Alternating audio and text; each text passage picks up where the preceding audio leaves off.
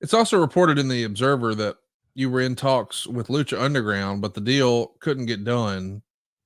Why don't you Yeah, think it worked out with Lucha Underground? Was that just a budgeting thing? yeah, money. Yeah. They didn't want to pay Yeah. anything significant, and I met with them a couple of times. What's that guy's name? Richard Rodriguez or something? Yeah. And Dorian from AAA. Yeah, it was good. I mean, I enjoyed talking with them. They Yeah. just didn't have any budget for my role Right. made it worthwhile. So that's why we didn't do it. It just never could get the math to work. I think the travel schedule for what you're doing here for New Japan means you've got to go to LA like 8 or 10 times a year, something like that. Is that right? Yeah, something like that. Yeah, it worked out fine. I was living in Oklahoma City or Norman then, and there are nonstops out of LA or out of Oklahoma City to LAX, which is a great boost, one flight. And as I said, when I landed in LAX, I always got picked up. There was no issues on travel. I stayed at a beautiful hotel. That Marriott there at LA Live is a fantastic hotel. And then all around it was restaurants. Wolfgang Puck's restaurant, and I think not Morton's, but Fleming's Steakhouse. Things like that were all surrounding it. So I never rented a car once while I was doing that job. And then when we got finished, the next day uh, they'd take me back to the airport, and I'd fly back to Oklahoma. It started working out really well. I had nothing but great things to say about my association with Mark Cuban's company at that time. Uh, Adam, all those cats were just good dudes, man. And I look forward to going out there every time. Even it was one flight. I mean, people say, well, how can that be a big deal? Well, if you set your fat ass on an airplane as much as I have, eliminating that second flight is a nice piece of business. So that's that's where we were on that deal. I just we had a system, and it worked out really well. I want to ask, what was the hardest part of calling New Japan? You know, I say this as a guy from Alabama. Some of the names had to be a little challenging Yeah, to say with confidence yeah, yeah. because you have your impression of the way you read it phonetically or whatever. But if Right. you're not really familiar with them and you haven't heard it before, I could imagine that would be tough. But I also know the move sets and the storylines. Like, if this is not something that you're living, eating, dying, and breathing like you have in the wrestling business prior to this, that has to be challenging, right? Yeah, it was challenging. You got to get yourself in the mindset.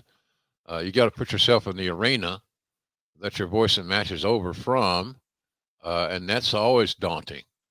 So you have to put yourself in the mood set, the frame of mind. You gotta manufacture some enthusiasm from a little bitty closet to calling matches off a TV screen. So it was not easy, but it was doable. And Josh and I uh, got together. It worked out well. Like I said, he was such a bonus for me because like I said, I think he was the youngest IWGP champion ever. He traveled over there to Japan many times as a pro wrestler and as an MMA talent. So that was a big boost for me.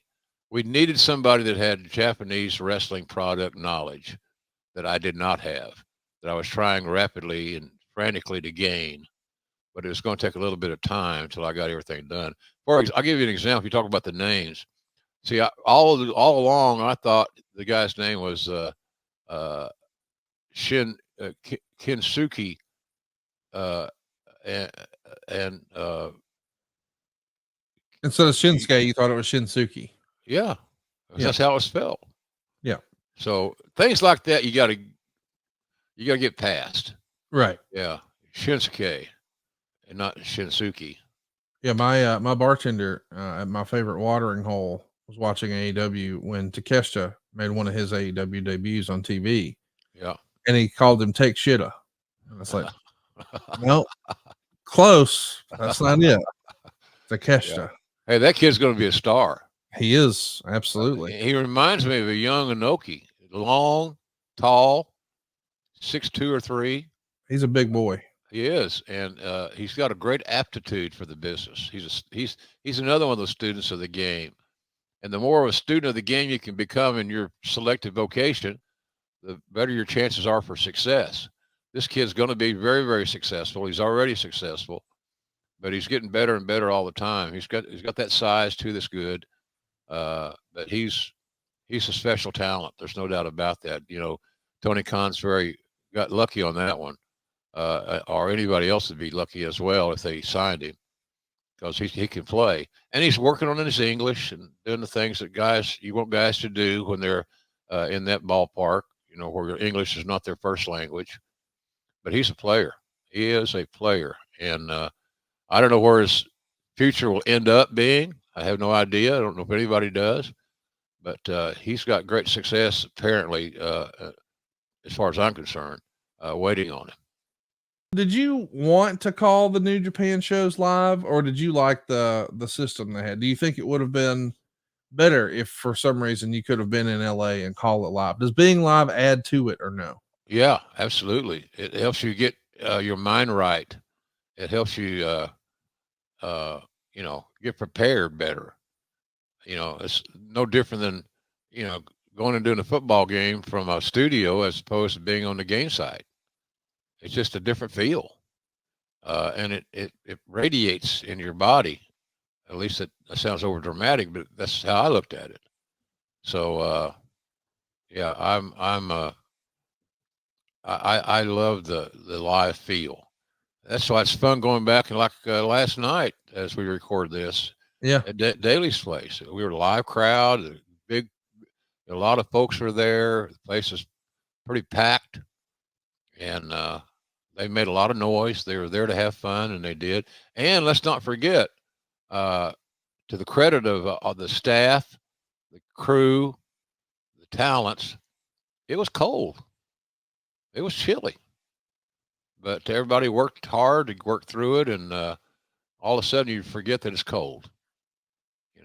Shivani and I had little heaters behind our chairs, so we cheated a little bit. So, but I can tell you from talking to Tony yesterday, we're both looking forward like children to Greensboro, and we're of the hope that we get to call the match, the two of us. And if that works out, then great. If it doesn't, well, so be it. But I think that's going to happen. At least that's my hope. I'm hopeful that Shivani and I get to call that match. Because how many more big matches like that will we have the chance to call in our crazy careers? Tony's been in the business 40 years. Yeah. I'm 50 year in the end. So, let's don't be stupid. You can't last forever. So let's do it while we can.